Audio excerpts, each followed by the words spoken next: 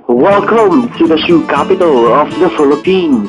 Ang record holder para sa pinakamalaking pares ng sapatos at caretaker ng isang buong museo ng sapatos ni First Lady Imelda Marcos. Ngunit hindi lamang sa sapatos aariba ang Marikina. This city will not only suit up your feet, but will also fill up your tummy with delicious and affordable food. Para sa pagkaing Marikenyo, tara na sa Pande Americana. Dalawa sa pinagmamalaking pagkain sa Latina ay ang wak na soy at ang pepper chocolate.